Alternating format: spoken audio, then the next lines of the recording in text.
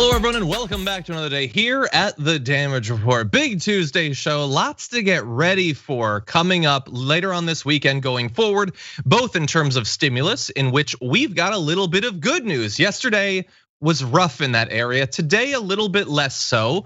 We've also got a bit more information on the upcoming impeachment trial, as well as we're gonna touch base with a couple of Biden's picks to join him in the White House. So one that's already been sworn in, Pete Buttigieg, a transportation golden boy, and Neera Tanden, obviously longtime friend, both of myself and also the guest joining me today, Jordan Ewell. How's it going, Jordan?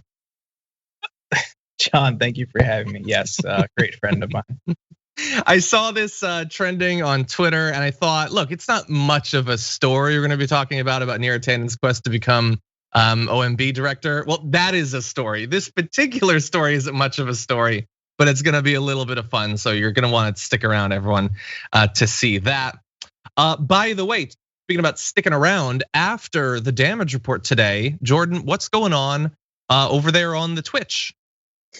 Yeah, after Damage Report, we will be live on TYT's Twitch with another deep dive. And our guest today will be Kim Kelly, who is a labor reporter and who is on the ground in Alabama covering the efforts to unionize the Amazon warehouse. So she's been talking to workers down there. She's been on the ground. I think the only reporter I see at a national level on the ground covering that fight. Yeah, it's been great. And the stuff that she's been putting out with this new media enterprise that Faz Shakir, former Bernie campaign chair, has started, More Perfect Union, or it's a video, kind of now this style video enterprise talking about working class power. She's been putting out her reports with them. So I'm looking forward to a great conversation. The chat is always very active. It's a lot of Dragon Squad people. Exactly. So many of you are already over on Twitch. I know a lot of you watch on YouTube, but feel free after the show to head over to twitch.tv/TYT and watch Deep Dive. By the way, I'm sort of curious. We talked briefly about the unionization drive on the pre-show yesterday. Do we have any idea what the timeline is for it? I know you don't want to spoil your whole segment or anything, but like, is this a thing that we're gonna know in a matter of days, weeks, or months? I would imagine like pretty soon. The voting just started yesterday, and there was a bunch of fights. Amazon was trying to suppress the vote by not letting them vote by mail, which is very ironic considering everything we just talked about at a national level in November. So you see how this tool is used in other realms as well to suppress the vote. But Kim will help us get a better understanding of the time frame. Awesome. And I see over on Twitch, let's see, Indie Dragon says Deep Dive is freaking awesome. Hey. So if you aren't familiar with it yet, go find out how freaking awesome it is by checking it out after this. And for those of you who are already watching, please hit the like button and share the stream so that people know that we're live. And as we go through this hour of news, you can, of course, send us tweets and comments and super chats and all of that, and we will respond as we go. That said, Jordan, you ready to jump into this news? Oh yeah. Okay. After some initial promising information about the new Biden-backed COVID stimulus plan, we entered this week not knowing what was gonna be left of it when it finally is passed. I mean, Biden was talking about the minimum wage hike being stripped out. They were gonna be hyper micro targeting these checks so that like 7 people in Wisconsin would get it, and that's about it. But it looks like, based on some of the most recent developments, we might be moving a little bit back towards the bill, which looked better as of about a week ago.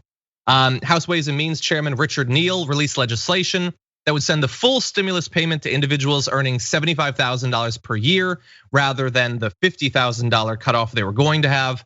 Couples earning $150,000, obviously. Congressional Democrats had explored curtailing that benefit to $50K and $100K for married couples, because of people like Joe Manchin and all of that.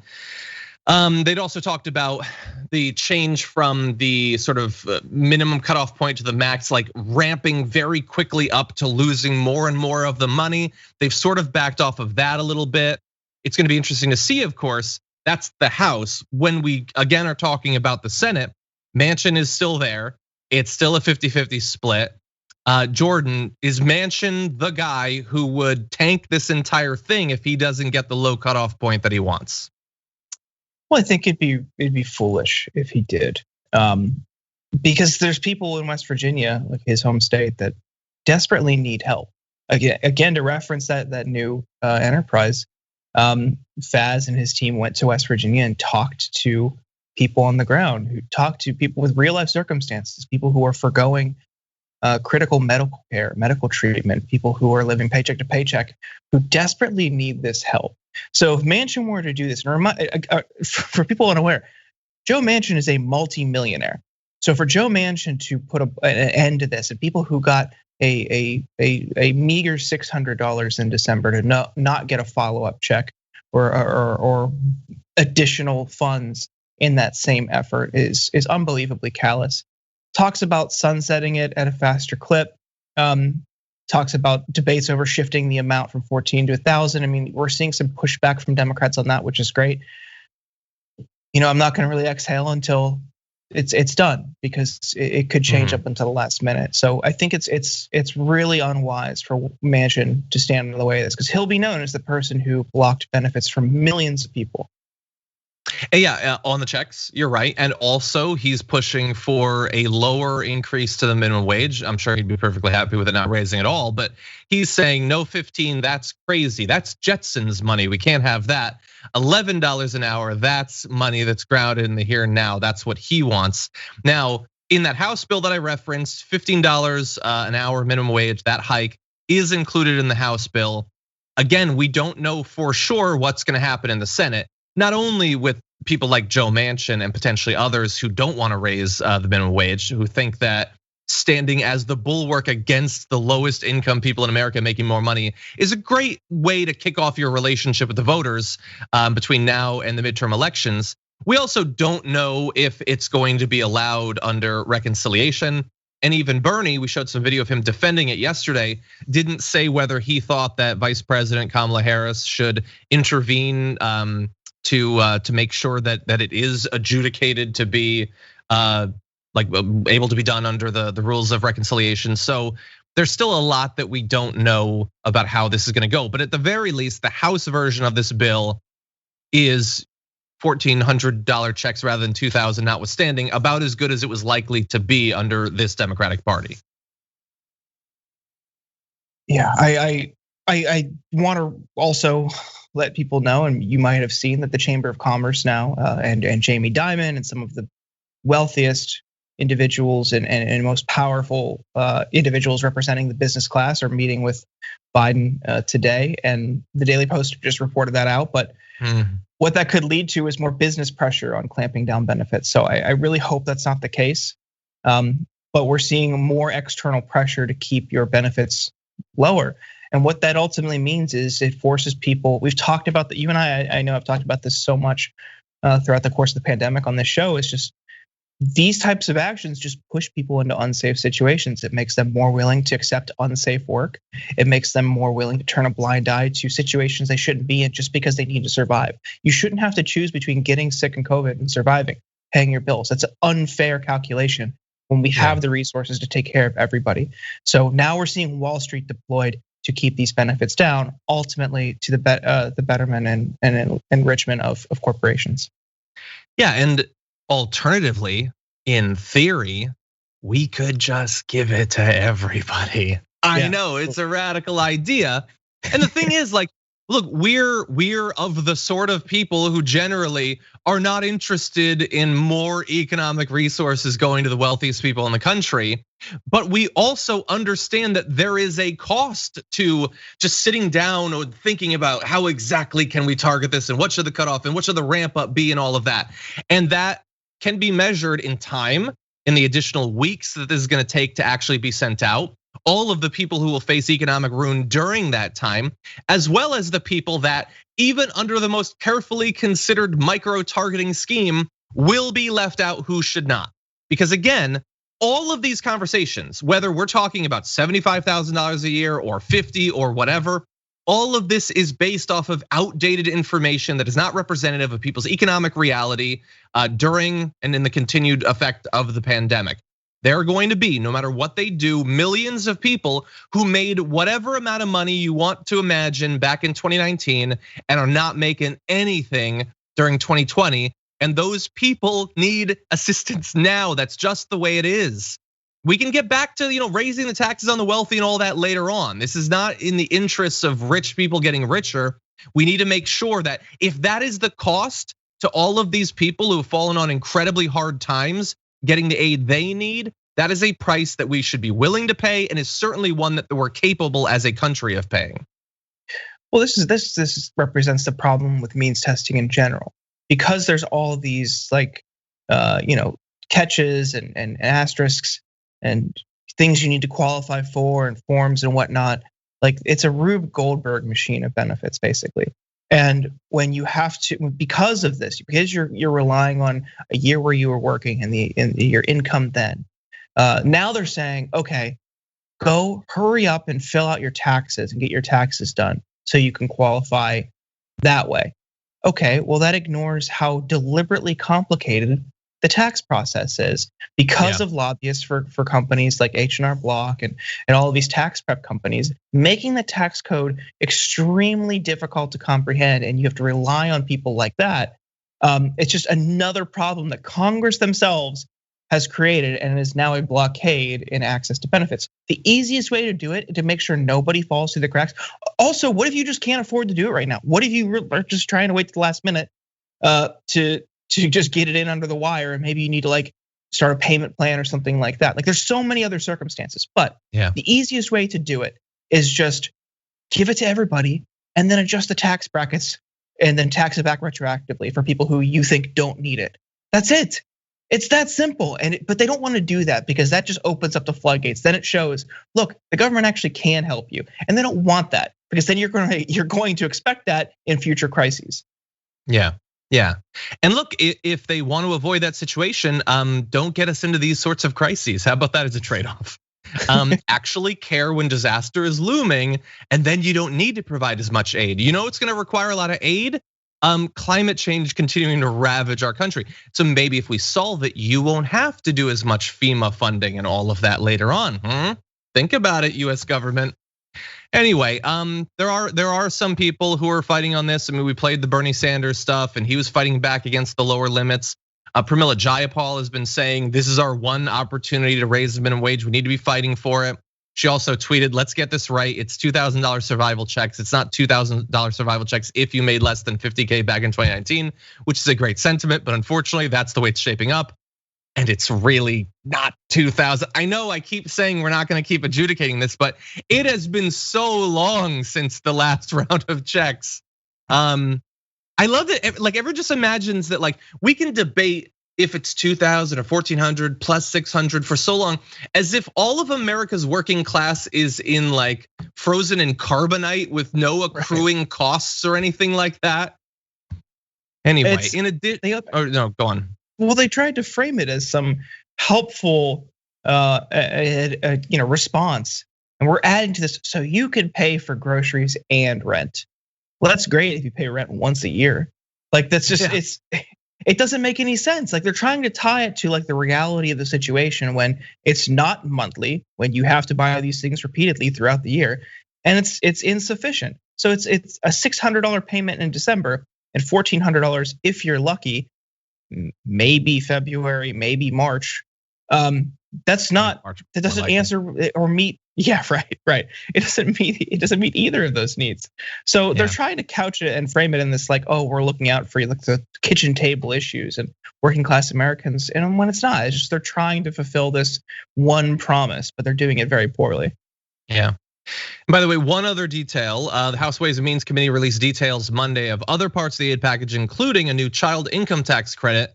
That benefit would offer $3,600 per child over the course of a year for each child under 6, as well as $3,000 per child for each one aged 6 to 17.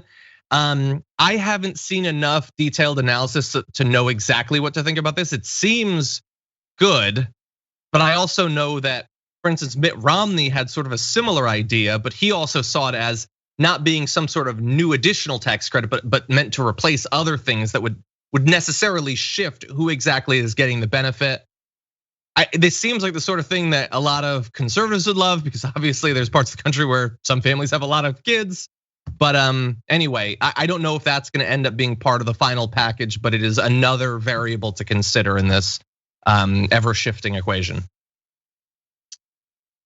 Yeah, there's lots of moving parts. Like I said, like from reducing the payments to whatever the Chamber of Commerce could get done and accomplish. Hopefully nothing.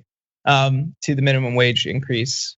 Like I don't know if that's what it takes to get minimum wage. Maybe that's what people need to talk about. Yeah. But I'm just generally distrustful of Mitt Romney and his intent on these types of things. Yeah, I mean, and supposedly this is separate, but it's coming out at much the same time. We'll see what ends up happening once it hits the Senate. We need to talk about a relatively new show called the Republic, or UNFTR. As a Young Turks fan, you already know that the government, the media, and corporations are constantly peddling lies that serve the interests of the rich and powerful. But now there's a podcast dedicated to unraveling those lies, debunking the conventional wisdom. In each episode of On the Republic, or UNFTR, the host delves into a different historical episode or topic that's generally misunderstood or purposely obfuscated by the so-called powers that be, featuring in-depth research, razor-sharp commentary, and just the right amount of vulgarity. The UNFTR podcast takes a sledgehammer to what you thought you knew about some of the nation's most sacred historical cows. But don't just take my word for it. The New York Times described UNFTR as consistently compelling and educational, aiming to challenge conventional wisdom and upend the historical narratives that were taught in school. For as the great philosopher Yoda once put it, you must unlearn what you have learned. And that's true whether you're in Jedi training or you're uprooting and exposing all the propaganda and disinformation you've been fed over the course of your lifetime. So search for UNFTR in your podcast app today and get ready to get informed, angered, and entertained all at the same time.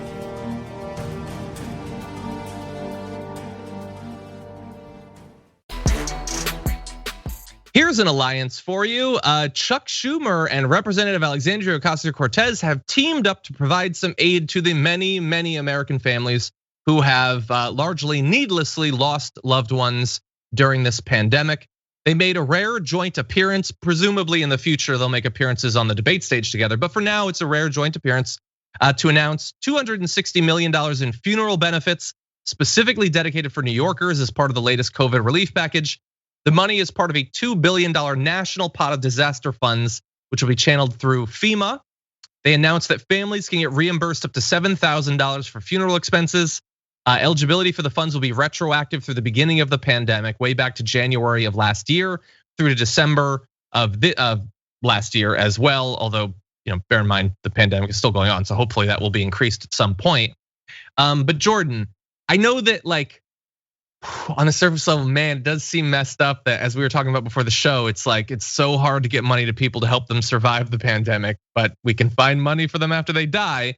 But hundreds of thousands of families have had to pay for funerals, and funerals are not cheap, and it's in the midst of an economic collapse. So this isn't something that I had thought about before I first saw AOC tweeting about it, but it is a good thing to do for the many families that have been needlessly stuck with tragedy over the last year. Yeah, it is a very grim story. When I saw you include this, I just was kind of shook. Think about the beginning of the pandemic, and we started to see freezer trucks full of people who had passed away. And despite that, you had conservatives rushing to hospitals saying oh, it's not full, it's not real. And just people continued to die, and they're pushed out, and they wanted to reopen businesses and ignored it and insisted that it wasn't a big deal. And every step of the way fought any attempts to help people. Now, when someone says, okay, maybe they can just die with a little bit of dignity. Maybe their family shouldn't now be burdened with expensive bills, or choose between throwing them in a ditch or cremating them or whatever, or maybe just some form of closure. And mind you, a lot of these people probably couldn't even see their loved ones before they died because they were practicing social distancing and just generally not safe. This has been a tragic year for so many people.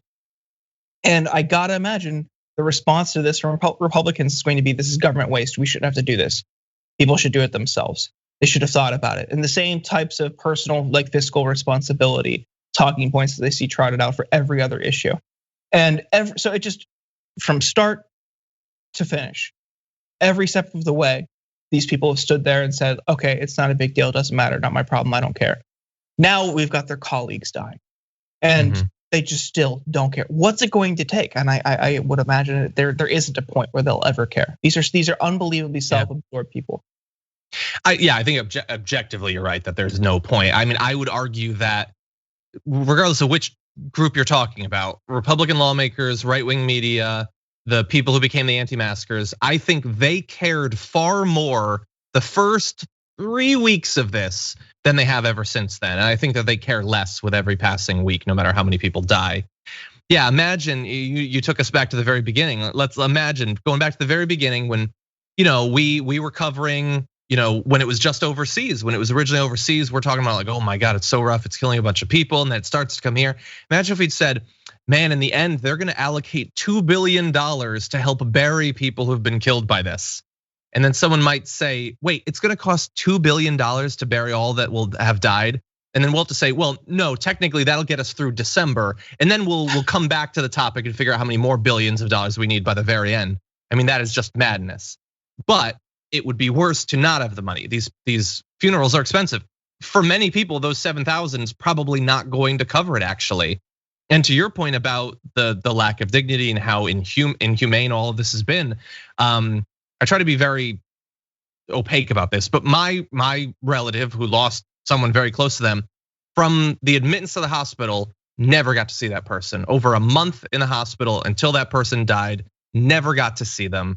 And then is struck by not only losing this person, but a lot of money as well. Can we just give them that? Can we just give people that? Like just a help for a funeral. Just give them that, that's it. Like it's not a tall ask after everything else. If they blocked everything along the way, just let people have some form of closure. That's it. That's not a tall ask. No, it's not. Now, in rolling out this plan and announcing it with Chuck Schumer, Representative Alexandria Ocasio-Cortez spoke about the expenses related to losing a loved one. Let's take a look at what the Congresswoman had to say. When you suddenly lose a loved one, you're talking about an expense of $4, $5, $7, $10,000. And then during COVID, with overrun funeral facilities, etc., families also are having to deal with having to pay for the storage of the bodies of their own loved ones. This is wrong. Oh my God! I mean, like you were saying about the freezer trucks, and I remember we covered when Texas was starting to spike. There were job postings for people to like move bodies. Like the description was like you have to be able to carry a couple 100-pound bodies like for hours a day. Just like imagine having to pay in the storage for the body until finally you might be able to have a funeral because there's so many going on. What a failure. But I'm glad that AOC, who talked also about the costs that were put on her family after her father died back in 2008, understands that and prioritizes this because this is not something that lots of politicians were talking about. No, I can't even believe we're having this conversation, but it's really depressing and grim. But it's the least we could do. It's to add the storage fee on top of it is really cruel because these are people who have been struggling, in many cases struggling to make ends meet all year. So now you're adding another fine while you're also simultaneously not helping them and not and blocking stimulus checks. So it's just you get them coming and going. And by the way, sort of related to this, she was asked if the funds would apply to undocumented families, and Ocasio-Cortez said yes and explained why those communities should not be afraid to apply for these funds, saying, quote, I think it's completely understandable why there is that fear there, especially over the last 4 years of targeting of our immigrant families. But I think right now our families, especially under Biden administration, a Democratic Senate and a Democratic House that is prioritizing immigrant rights, including those who are undocumented, to not have fear and to not allow that fear to further marginalize our community. And I like that sentiment. And so far, most of what Biden has done in the area of immigration, I think has been positive, although there are some clear gaps, including things that he had promised. I think, Jordan, you've actually tweeted about some of the very clear immigration related promises he's made. that are as within his purview in executive orders as the other things he's done that he hasn't done yet. But in this area, especially considering the past track record of Democratic administrations, we can't just hope that they're gonna be awesome from the point of view of the undocumented. So, hopefully people will be watching in this area. But I am glad that they're gonna have access to the money as well, especially because the disease has hit undocumented communities harder than others. We're all waiting to find out what's gonna happen with impeachment, and we're gonna get to what Newsmax is saying about this and about what happened on the 6th. But I wanna start off with the new possibility of a bombshell, that the Democrats are not just going to use a lot of video so that they don't end up with bored Republicans. That was what we found out yesterday, because somehow Republicans who are less bored are more likely to convict the president. I don't know, but apparently also, we're finding out on Twitter, a senior aide on the impeachment team says House managers, quote, will bring evidence that nobody has seen before in Trump's trial this week. Aides declined to answer questions about what that secret evidence is, saying only stay tuned, as if it's like, the mid-season return of Walking Dead. What's it gonna be? I don't know. You just have to find out. Aides also say that the manager's presentation against Trump will be more like a violent crime criminal prosecution than a constitutional convention. Okay, so they potentially got this bombshell they're gonna drop, and they're gonna make it like a cool TV procedural rather than this stuffy thing. Jordan, how does that change the odds of impeachment happening? Well, I mean, Congress or the needs to conviction even happening. Right. The first challenge is Congress even accepting that this is a constitutional trial. That vote happens this afternoon, so I mean, we might not even get that far. We'll see. I would love to see this secret evidence. I also would love to see witnesses, and so far they've made no intention of calling witnesses. They're just doing this impeachment speed run because they want to get, understandably in part because they want to get back to stimulus talks, but also there just doesn't seem to be the political will to take this on. And that's really unnerving, because if you directly inspire an insurrection attempt at the Capitol, not to get too wild here, but I think you should be punished for doing that. I think you should not be able to run for office again. Not to get too extreme or radical. Right, but there just doesn't seem to be a general consensus. That's what the deal is, and obviously that's the sentiment shared on the right. But this is what we're up against. We're up against a party that just doesn't care. They do not care if you do this kind of stuff. The 14th Amendment, there's still a clause in that could prevent Trump from running office again. Leading an insurrection is a clause in the 14th Amendment. So we'll see if that's used somehow to prevent him from running in 2024. But the lack of witnesses is really troubling. That said, if we get that far, would love to see whatever this evidence is, and I hope it's as good as they claim. Yeah. So not pushing for, I understand the Republicans don't want witnesses because they don't want anyone to relive what actually happened, because they're trying to rewrite it and make it out to not be this serious thing. And rushing through it and all of that, the Dems are seemingly okay with that stuff. But do you think, is it actually that they want to get back to the stimulus talk, or is this basically just they're not gonna vote for it anyway? So what's the sure, we could bring in witnesses, but they're not gonna vote for it. So is this kind of resignation, or is it actually strategic, do you think? No, I think it's that. I think it's the former, that just they realize that this probably isn't going anywhere. And then because of that, they're like, okay, well, what can we do that's productive? I obviously have a lot of frustrations and criticisms of the Democrats, but they want to do something right now. It's not ideal, and it's probably not what I want, but they want to do something. So if it's not this, and they know this is a dead end, okay, well, at least run through it. And just that's what it is very frustrating. And again, this is on Republicans for not caring, for turning a blind eye to a very open, blatant, egregious offense and abuse of power. They just don't care. They're complete lawless, and all they care about is power. Yeah, and by the way, the Republican point is, can't we just move on? Can we just move past this? It's not, January 6th wasn't representative of something that's still out there and is still a threat. But no, hold on. We can do the poll? Okay, so we're debating whether we think it's gonna happen. So let's throw up that poll Will Trump be convicted in the Senate? And then near the end of this segment, we'll return to that and see what the audience thinks. This is gonna be running on Twitch. So they say, like, you guys are obsessed over this. This isn't like a big thing that you need to worry about in the future. Let's just move on, let's move past it. But like, you guys won't even convict him for what he did because you're terrified of what his base will do to you.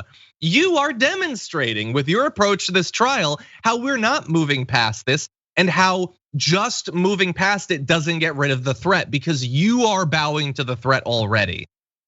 And unrelated, but they're saying in the chat that I said impeachment. I find that inconceivable. I don't play the tape because I'm worried now, but I don't see how that's possible that I could have said that. Anyway, now, I don't know if this is the bombshell that the Democrats are talking about, but CNN is reporting that a former aide to Donald Trump has told them that Trump enjoyed watching his supporters assault the US Capitol in the final days of his presidency, which is not news in that we didn't already think that that was happening, but I guess it's a confirmation. CNN quoted a former senior Trump official as saying the president was enjoying what he saw, people, some in MAGA hats and with Trump flags, breaking into the home of the federal government's legislative branch. Trump was, quote, loving watching the Capitol mob. And then they explained that, everybody is wondering, when is he going to do something? When is he gonna send in, no, not insurgents. When is he gonna send in the authorities to like lock this thing up? And the reason apparently he couldn't do that was because this was live TV. He was hard to reach, and you know why? Because it was live TV. If it's TiVo, he just hits pause and he takes the calls. If it's live TV, he watches it, and he was just watching it all unfold. That's what they said. That like this is the most idiocracy thing ever. He just couldn't get off the TV to do anything about it. So he let the violence continue because he didn't want to miss any of the violence. Again, I don't know if this is the bombshell. I don't know if it's gonna matter. And you gotta love the courage of this former official who is revealing that Trump was delighting in political violence, but won't actually identify themselves in saying it. Yeah, we kind of had an inclination that's how he felt. We remember that video of him standing there watching it that I think Don Jr. put on Instagram. Yeah, he was just kind of reveling in it. So it's not exactly new. But I don't know. It just doesn't seem like that's going to be enough. If they don't care when you have people like the visuals of people actually in the Capitol, people waving his name on the flags, that kind of stuff. Like this is, I don't think they're going to care that much. So, well, and by the way, in theory, let's say that this former Trump official, senior official, was actually willing to come forward and identify themselves. Or if we did a Laura Ingraham style like shadowed voice modulation thing, the issue is that even that isn't gonna happen because they're not gonna have witnesses. They could bring in some of the people who participated to say that Trump inspired them. They could bring in some of the security officials to testify about the situation. They could have some of the representatives talking about being like hunkered down, worried that they were going to be hunted down and murdered. They could do all of this. But neither side apparently wants to have witnesses. How do you expect to prosecute this case if you don't bring in any of the people who are affected by it? And you hope that TV is going to do it for you, playing the video. We've seen the video. They don't accept the video. I don't know if they would accept the testimony, but you can't just repeat the same thing and expect that that's gonna sway 17 Republicans over to turning on Trump. I just think that there's like zero chance of that happening. Yeah, they beat somebody to death with a stick with a flag on it. A woman was trampled to death. They tried to break into the Capitol. I mean, they literally did break into like the Senate floor, and were on the sitting at like the dais or what? Yeah. I mean, what you pretend these things are sacrosanct, like in your posturing, like when you're talking about the importance and valor of Washington D.C. and now someone comes in and desecrates it and you just don't care. And the guy, because the guy who inspired it is of the same political party as you, like It's unbelievable. Yes. True. That is a true thing. So we've been debating this a little bit. What does the audience think over on Twitch? We put up the poll. Will Trump be convicted? The voting is still going on, but I think this is enough to be definitive.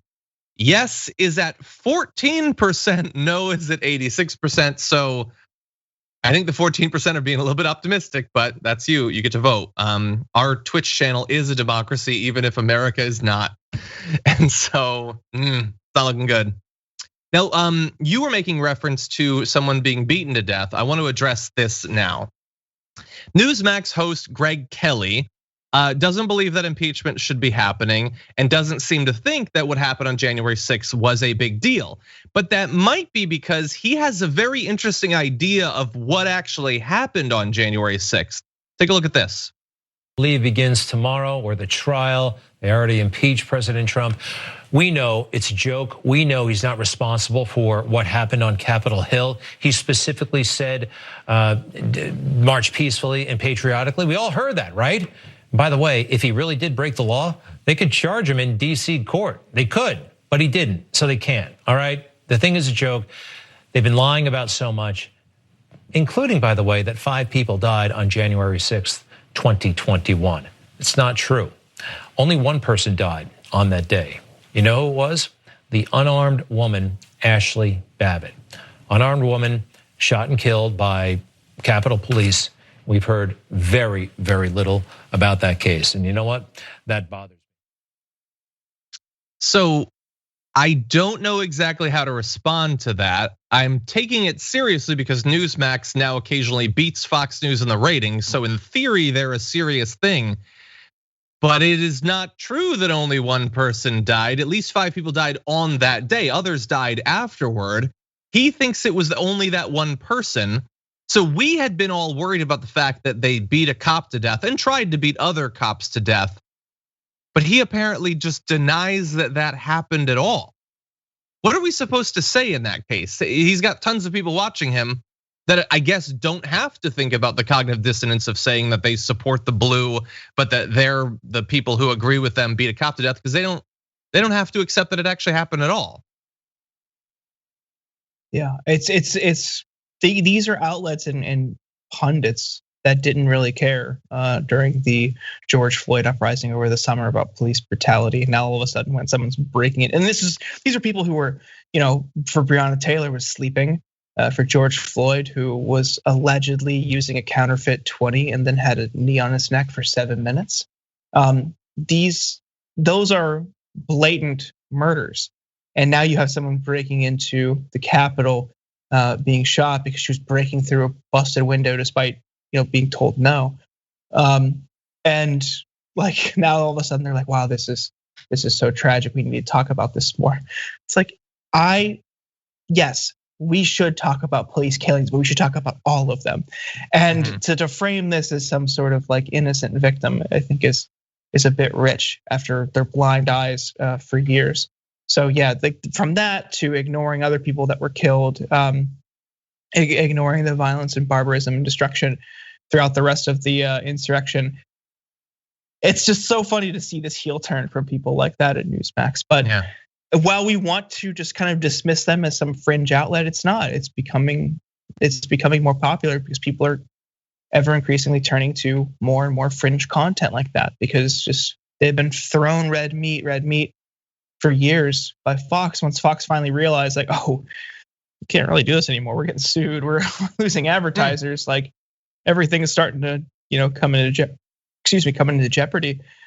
Then they went to Newsmax. They go to OAN. They're going to go somewhere else after that. So this is just, you've created this problem, and now they just cannibalized the mainstream institutions, and they're moving on. Yeah.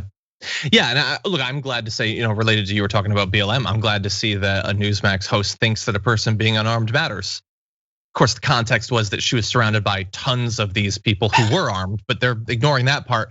But I think, look, they've had a little bit of a rough time over the past couple of months because they sort of rose to prominence by just straight lying about the election, and then they discovered, making these very specific slanderous comments about a corporation in America where corporations rule is gonna get you in some trouble. And so there were lawsuits and stuff like that. And I guess they've been searching for obvious lies that they're allowed to tell and just saying that like the cop didn't die. Only this one person died. I guess you can say, I guess that's not slanderous from the point of view of the family of the cop who was beaten to death by these Trump fans. I guess they can say that. But like if you're watching that and you're a right winger, you know that you've heard that a cop died and other protesters died. It's just such a weird, specific false claim to make that I don't know how to respond. It's just not true. It's just not true. But every one of his fans, man, they don't think that, like they think that fact checking is some sort of plot cooked up by George Soros. So I guess we just have to move on. But if you're watching this and you're confused, let me remind you, more than one person died on that day. You gotta wonder, especially after the election, and especially after he was banned from Twitter, why did Donald Trump never go on Parler? I mean, it is filled up with his adoring fans. He would be by far the most popular person on it. He'd no longer have to look up to people like Obama and Miley Cyrus and stuff like that. So why didn't he do it? Well, we found out earlier this week from some reporting from Buzzfeed News about why that is. The Trump organization had apparently negotiated on behalf of then President Donald Trump to make Parler his primary social network, but it had a condition, an ownership stake in return for joining, according to documents and 4 people familiar with the conversations. The deal was never finalized, but legal experts said the discussions alone, which occurred while Trump was still in office, raised legal concerns with regards to anti-bribery laws. So they apparently started talking last summer, and then they spoke again, the Trump team and Parler, after Trump lost the 2020 election. Documents shown to BuzzFeed News show that Parler offered the Trump organization a 40% stake in the company for him to join. So we've got some more on this, but I mean, obviously that is a gigantic conflict of interest for a private corporation to be offering like almost half of their stock to the president to use their product. And interestingly, they backed off of this for all of their lack of concern about emoluments and personal enrichment and all of that, the obvious corruption going on. This was apparently a line that they weren't willing to cross, Jordan. But what do you think about this reporting? I wonder if they were just waiting until after he left to take him up on it, because he was like promoting it pretty heavily, and then when he got suspended, everyone was like, "Oh, I'm joining Parler," and then Parler got, for the most part, just kind of taken out of app stores and off the web. And I wonder if it was just kind of like a wink and a nod, like, okay, yeah, we'll think about it, with the expectation to take it up once he leaves office. It's pretty brazen. Like it's just like pretty bold, and I think that like they're evil, but they're not like that stupid. Like Donald Trump is known for never putting things in writing, right? Like he was always against email, so you never had a paper trail of things that he said. That's not somebody who's like, wholesome or great, but like he's conniving. And I think that there was probably an element of that in this calculation. Yeah, as we talk about this, and obviously Parler isn't now even what it was a couple of months ago. I don't know if it's possible for it to return. If apparently they canned one of their execs who said, "Hey, maybe we need to crack down on the domestic terrorists on the platform and stuff." They canceled him. They were okay with that. But anyway, there was a story earlier today about Trump's plan to sort of come back out into the public and gain influence again. And like he's probably never gonna be allowed on Twitter again. Presumably he could join Parler, but it's not, available to everyone. Is there a social media path for him? What exactly is Donald Trump going to do if his goal is to become relevant, be involved in the national conversation? He doesn't even have Lou Dobbs anymore. So what does that look like, you think? That's tough. I mean, he's got this joint fundraising agreement with whatever this like Patriots party thing is that he's like mulling. I don't know if it's necessarily a PAC or actually registering as a party yet, but they're going to do some fundraising with it. And they can convert old campaign infrastructure into other, political vehicles. So they'll probably use those accounts. They'll use probably the Trump property accounts. Then you have all the family members and people who are loyal to him. But it's not the same as coming from himself.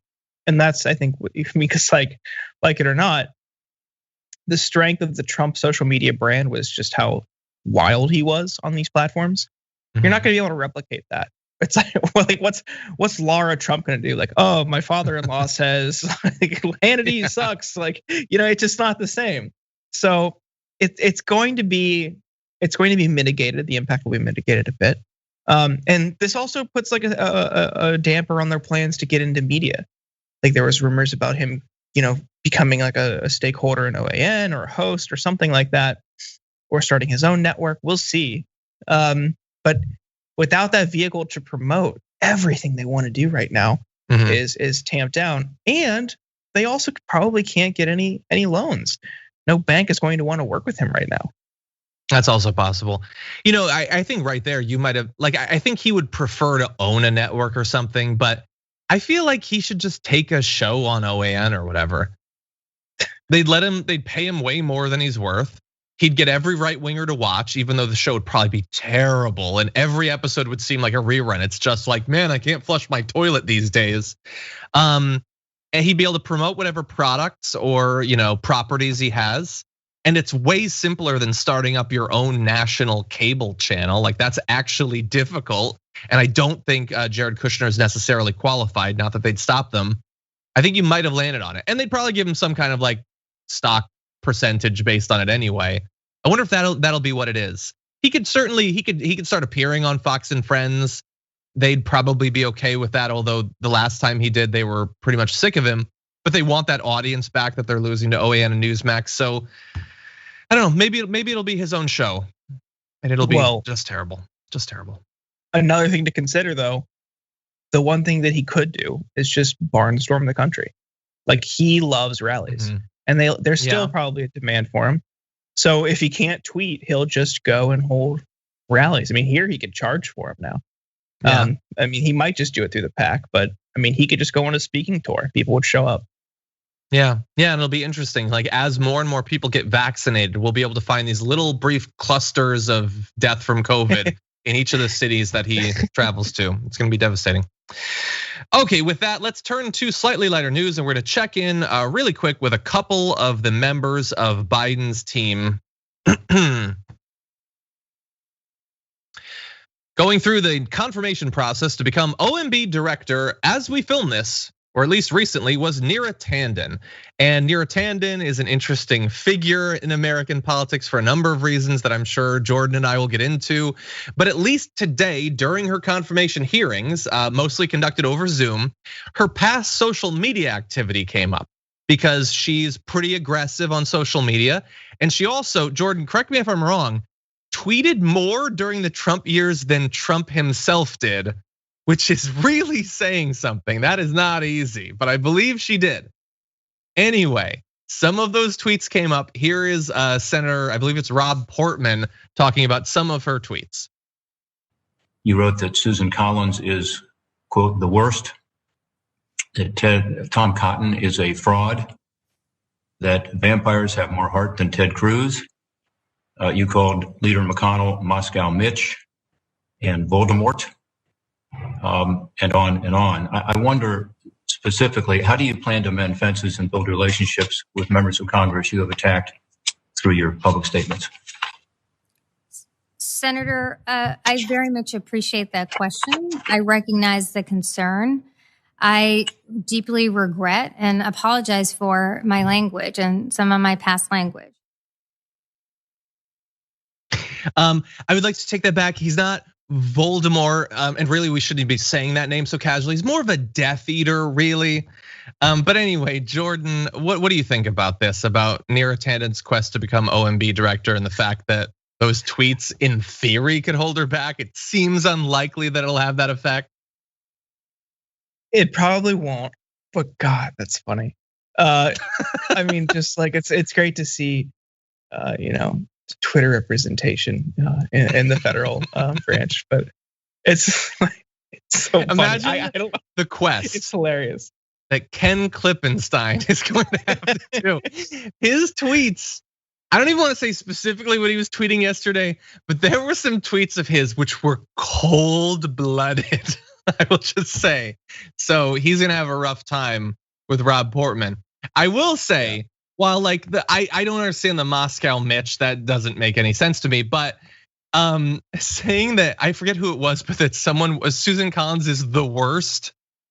First of all, that's objectively funny, and second of all, that isn't that bad. But saying that like vampires have more heart than Ted Cruz, that's actually my new favorite thing about Neera Tanden ever, is that she tweeted that.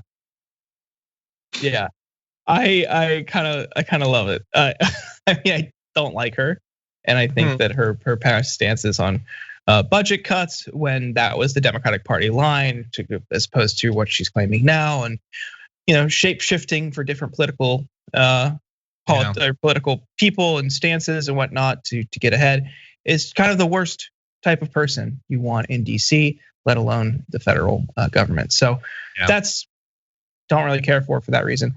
But the tweets are funny, and that's what I think. It's funny to look back like 10 years ago, 15 years ago, when you were advised to never really post anything too controversial, never wanted to post any pictures of yourself drinking because that could hurt future job prospects. And now she's out here basically giving the finger to like all of her soon to be like colleagues, and just like, yeah, whatever. Yeah. There's a Twitch comment. Society. Oh, totally. We've changed, at least. I don't know about evolved. Octo Squiddy says, "Sir, you neglected to mention me calling you a punk ass bitch right now. So could you please add that to the record?" Yeah, that is good. Yeah, look, I don't care about her tweets. I would say, I mean, you could accrue, I think, a lot of her tweets about Bernie Sanders supporters that are far harsher than the stuff she was saying about Ted Cruz. I would say if anything about her Twitter activity should concern someone, it's less the individual comment of tweets and more the sheer volume of tweeting, because that's great. But then also that she would regularly, late into the night, like argue with totally random people. And that's sort of a weird thing for a government servant to do, to like have this fight when you have this huge platform, all these followers, like some rando, and you're just going back and forth in the middle of the night. That is very weird. But one final thing, let's also realize, or let's also acknowledge that Rob Portman, who is a Republican, and Republicans almost universally believe the single worst thing in America right now is cancel culture, is trying to get her blocked from government service because she tweeted that someone was the worst. I mean, that's all they really have on it, because it's not exactly like they cared about like intervention in Libya. Like that's not really going to raise a red flag for them. Exactly. Which is something she supported, or taking money from the Saudis and influencing their reports, or trying to break up the Think Progress Union and just completely replace it, and have it just kind of like overnight replace it with scabs. None of those would ever like ruffle any feathers on the right. It's that you said Susan Collins was the worst. And Ted Cruz has a dead possum on his face. Yeah, it's like, okay. That's I don't know if they actually care about the Ted Cruz stuff though that much. No, I don't think they do. None of them like. They probably agreed with that part. Yeah, it would have been great if he chuckled a bit and then moved on to the next one. Good one. Anyway, okay, we'll check in, see what happens with Neera Tanden. The Dems, control the chamber, so I'm sure she's going to be just fine, and is going to go back to tweeting all day long. But that said, we have another. This is an actual secretary. They've been through the process, so let's check in here. When it was initially announced that Pete Buttigieg, who did pretty well in the Democratic primary, considering some of his fairly obvious flaws as a candidate and his past political service, was going to be up for transportation secretary, I think many people, and certainly we here at the Damage Report, said, wait, what? Why? What does he have to do with any of this? But now he is the transportation secretary. He's on the job. He's doing interviews. So let's see if we can see what it's going to be like with him as a secretary. Maybe we were wrong. Let's take a look.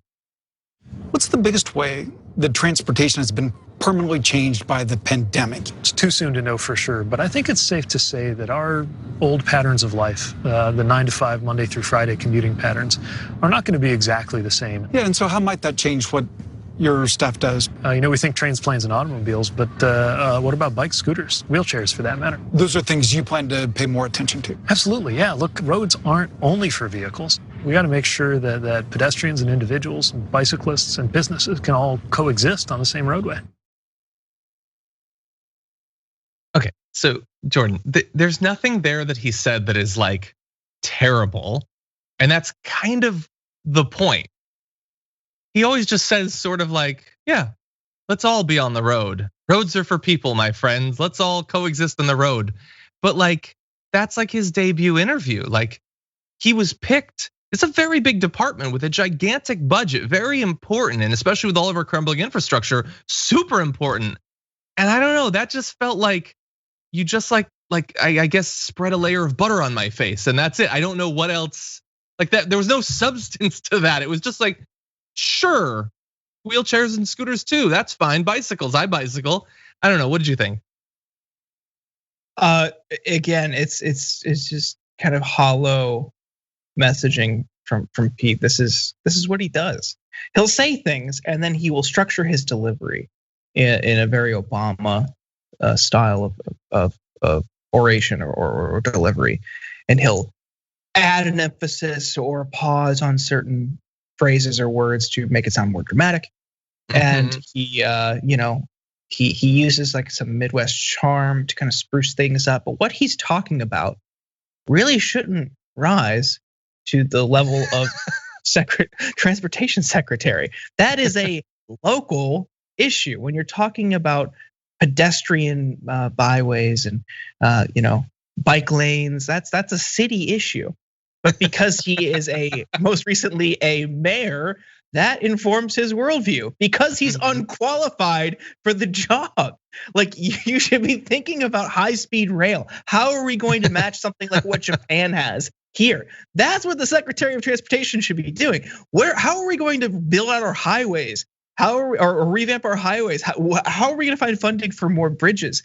That is what the Transportation Secretary should be doing. Not, is this intersection in the shrubbery going to look nice next to the coffee shop? Jordan, what are you talking about? He has laid out a plan for his next month. He's gonna be considering. There's a spot on Centinela that really could use a roundabout. I think it would be great considering the business flow and all of that. Yeah, no, that's a great point. It's just very like folksy, sort of inoffensive, but not up to the level.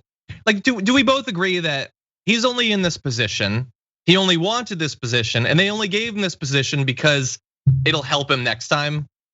That he doesn't care at all about transportation or infrastructure or anything like that?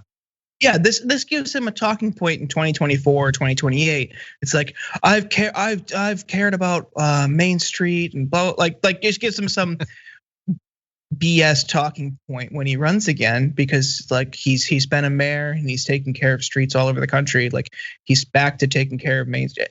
I'm sure they'll come up with some hollow line and they'll use this as part of that. That's what it is. It gives him an opportunity to pad his resume a little bit more because they want him to be a star in the Democratic Party. Like, they're forcing this guy on us, despite our generation largely saying like, buzz off, kid. Yeah, my hope is that star is just running and losing for governor or something. Don't run for president again. But anyway, Gabby has a great super chat saying Pete Buttigieg was a Rhodes Scholar, not a Rhodes Scholar. He doesn't know as much as you might hope. Yeah, and my hope is that I think he's incredibly ambitious. That's what all of this is about. And I hope that what that produces is him actually trying and accomplishing something. I hope that it's just a position that he's gonna be able to talk about briefly in a debate in 4 years. But I hope that he actually tries to produce something to put substance to that LinkedIn exercise that he's engaged in right now. I really hope. Anyway. Oh, by the way, I just have to take issue with one of his last questions from Axios. They asked him window or aisle, and he says definitely window seat because I'm a big napper. Window seat people are weird. I'm just gonna say that. I don't know, Jordan, are you a window seat person? I mean, just not a middle seat.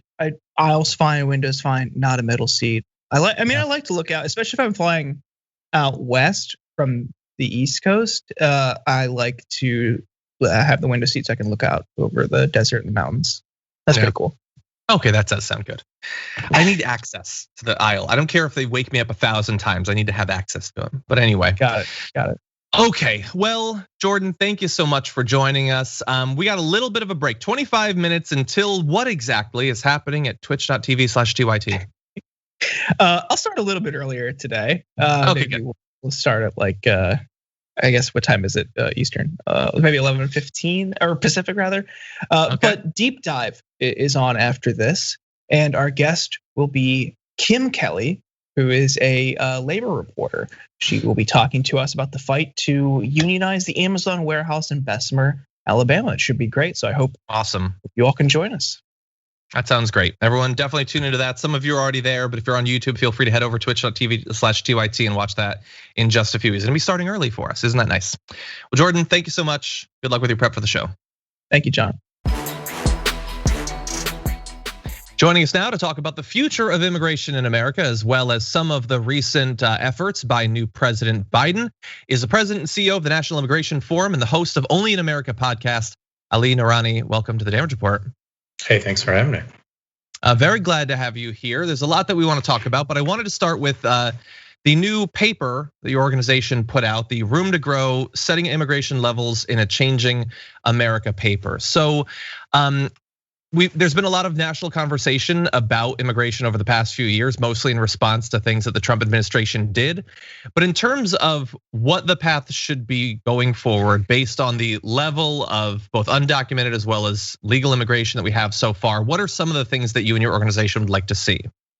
So, so much of the immigration debate often focuses on kind of what's the number. And, what we tried to do is take a step back, and instead of trying to negotiate that number across a range of work visa and family visa categories, we asked ourselves the question, okay, what is the most important thing in terms of the vitality and future success of the American worker and their family?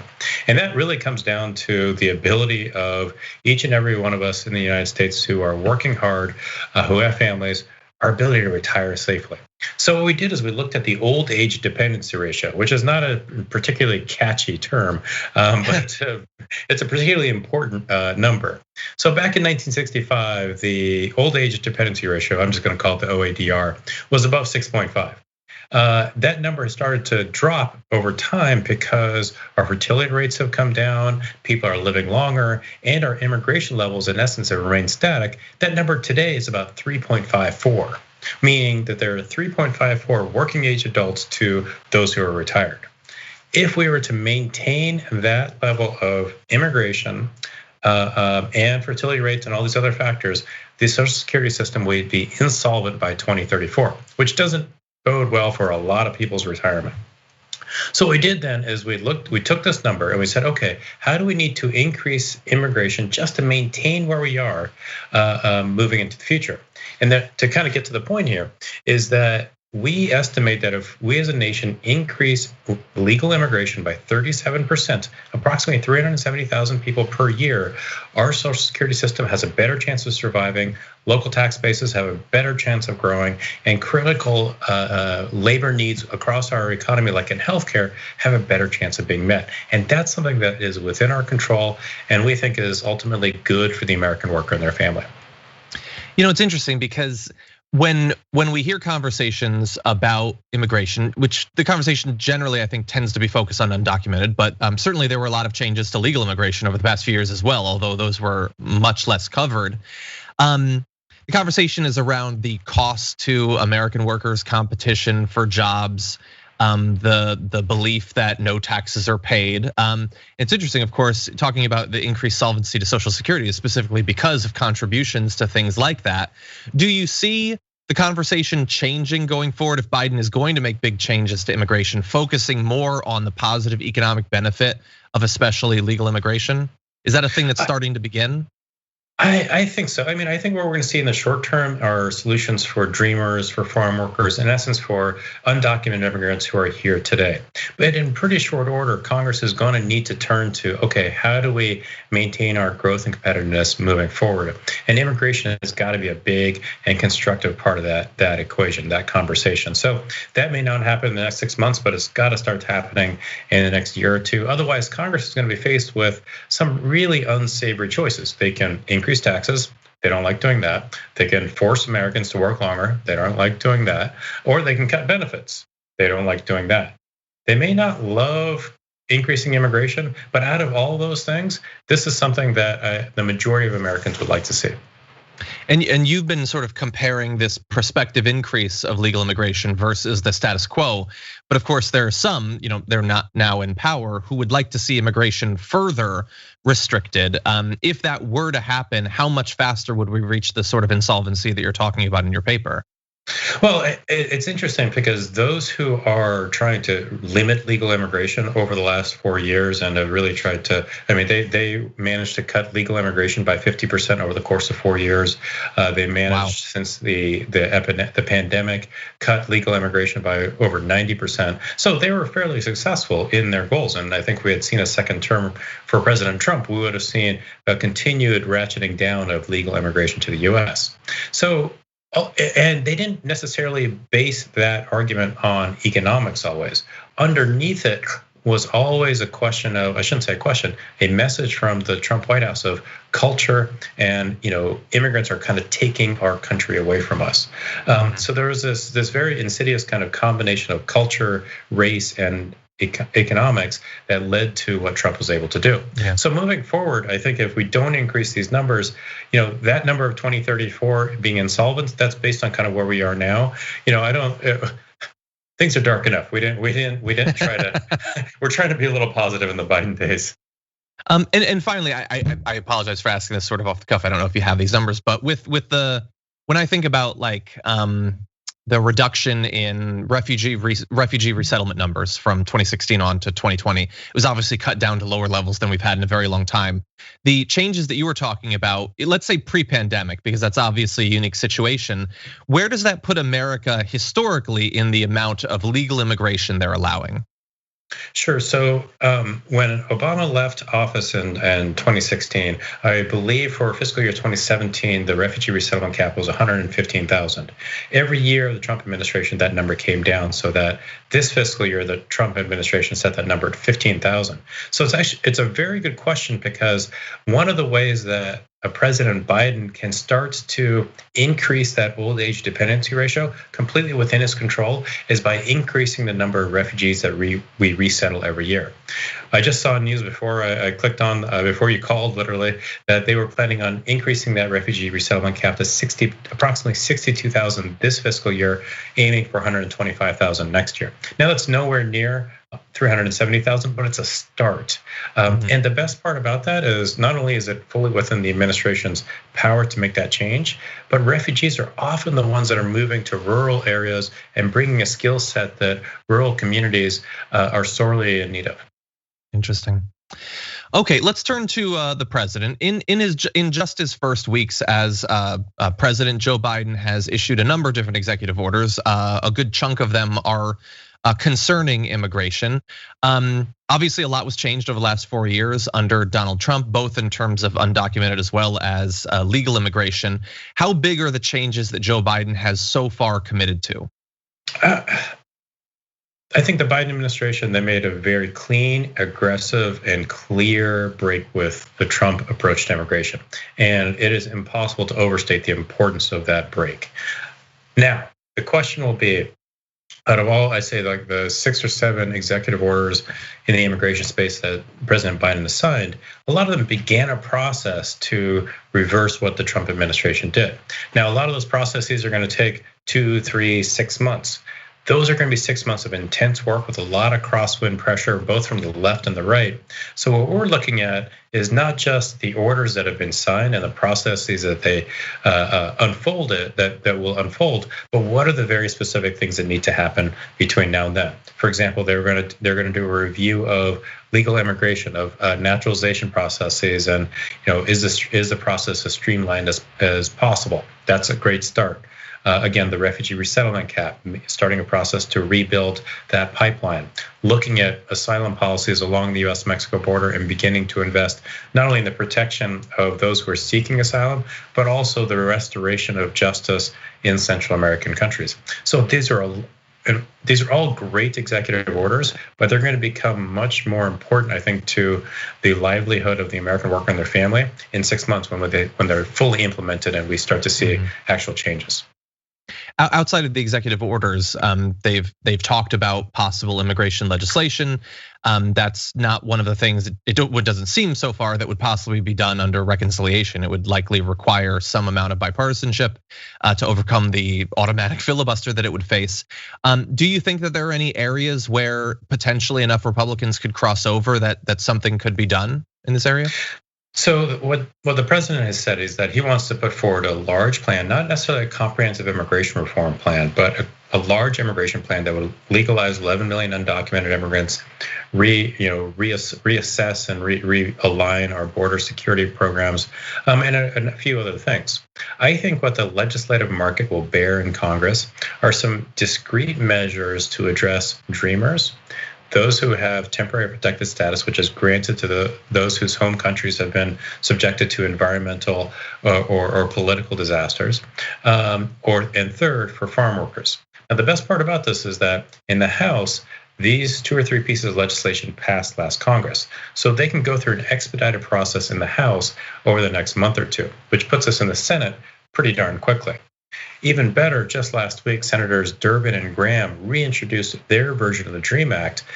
So we're already starting to see some movement in the Senate around bipartisan reforms to the immigration system. But I think, again, at the end of the day, what the legislative market is likely to bear is legalization for dreamers, farm workers, as well as temporary protected status.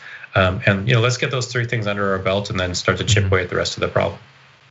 Were there any other Trump era executive orders, other regulations in immigration that haven't yet been addressed by President Biden that you'd like the White House to take a look at? Oh, just like, 346 more. Anything in particular stand out as important that might not be getting a lot of public attention right now? So the Trump administration did a lot of things, say, in the legal immigration system as pertains to universities. Holding universities to higher levels of higher criteria in terms of being able to recruit students or professors. So I think there's a lot of things kind of in the higher education world that have yet to be taken on by the Biden administration. But again, I mean, there are hundreds and hundreds of things for the Biden folks to dig their teeth into, and this is not going to happen quickly or easily. But I think it's important that we're all paying attention and holding them to account. Well, I certainly appreciate you joining us and keeping us apprised not only of some of the things they're already doing, but also a few of the paths going forward. Ali, Noorani, we really do appreciate you joining us. Okay, thank you so much. Really appreciate it.